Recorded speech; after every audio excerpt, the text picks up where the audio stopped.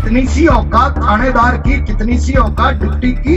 मैं नानियां दिला दूंगा कांग्रेस के लोगों पर अत्याचार करने वालों को, नानी याद दिला दूंगा। नानी चट्टान से टकराएंगे, किसकी माँ ने दूध पिलाया है, चाहे नासे भी जाएगी, जो छेड़ेगा उसकी ईंट से ईंट बजा देंगे।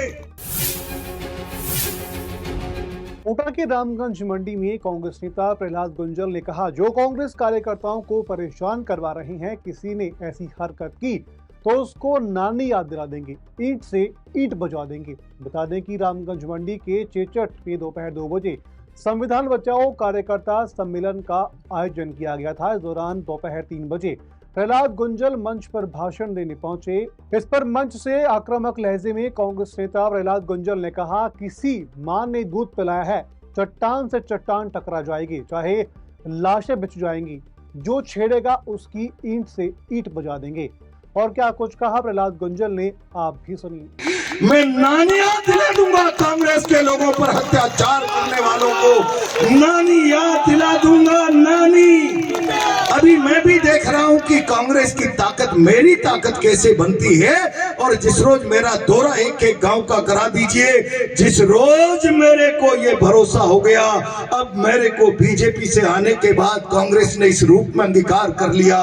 कांग्रेस के कार्यकर्ता की ताकत, आवाज प्रहलाद गुंजल की ताकत और आवाज है। चट्टान से टकराएंगे, किसकी मां ने दूध पिलाया है, चाहे नासे भी जाएगी, जो छेड़ेगा उसकी ईंट से ईंट बजा देंगे। इस आत्मविश्वास के साथ कार्यकर्ता आज यहाँ से जाए, क्योंकि मुझे सुल्तानपुर पहुंचना है। इतना ही आह्वान करते हुए मैं आ रहा हूँ। गांव गांव में जगा दो जनमत, कांग्रेस के विचार को, चिंतन को ताकत दो।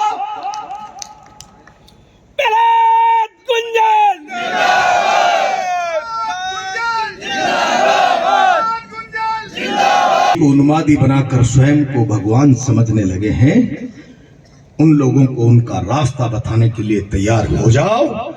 अगला चुनाव मैंने मंडी में तो सौगन ले ली है, माला छापा हाथ में नहीं लूंगा।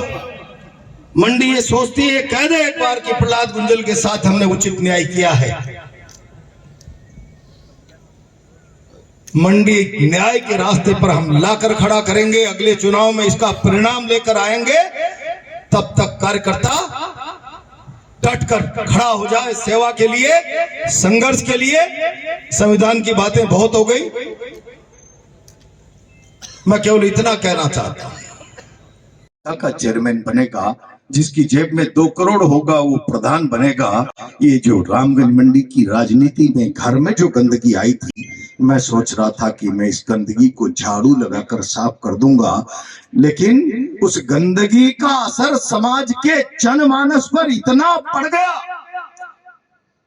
कि पार्षद चेयरमैन को वोट देने के लिए लाखों रुपए ले रहा है, पंचायत समिति का सदस्य प्रधान को वोट देने के लिए लाखों रुपए ले रहा है, और चेयरमैन प्रधानी के टिकट के लिए ऊपर के आला कमान के लोग करोड़ों रुपए ले रहे हैं। तो मुझे एक लोकसभा का वोट देते समय 2000-5000 रुपए मिल जाए तो मैं क्यों छोड़ूं। केवल इस मानसिकता को, राजनीति के आचरण को पढ़कर जनता का मन दूषित हो गया। राजनीति के चरित्र को, मंडी की को देखकर यहाँ के मतदाता का मन दूषित हो गया, और उसने दूषित और विकार पूर्ण भाव से कुछ अर्थ के आधार पर अपना फैसला बदल दिया, और उसका परिणाम आप समझ सकते हैं। प्रहलाद गुंजल अगर आपकी सेवा में खड़ा होता तो सड़क से लेकर दिल्ली संसद तक रामगंज मंडी की आवाज को कोई हिला नहीं सकता था, और किसी की मां ने दूध नहीं पिलाया कि कोई मंडी के लोगों को प्रताड़ित कर देता। मैंने उस चरित्र को जिया है कि राजनीति में सरकारें जनता को भय का कारण नहीं होती, सुरक्षा की गारंटी होती है। सरकार सुरक्षा की गारंटी, भय का कारण नहीं।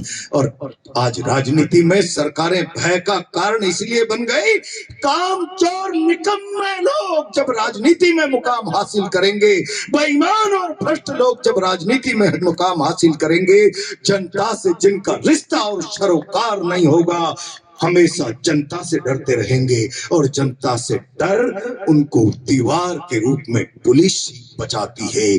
प्रशासन की दीवार जनता के और खुद के बीच में रखेंगे, और जब पुलिस दीवार बनती है शासन को बचाने के लिए, शासन के बेईमानों को बचाने के लिए, तो सामने वालों पर पुलिस का जुल्मी डंडा चलता है, और सामने कोई और नहीं होता, वो भारत का भाग्य विधाता होता है, आम मतदाता होता है, आम और अवाम होता है। और मंडी में ये परिस्थिति अगर आज पैदा हो गई, तो जरा मैं एक टोरा कर लूं, अभी अभी कांग्रेस में नया हूं, कांग्रेस के कुछ लोगों के चरित्र को, आया राम गया राम को मैं समझ नहीं पा रहा।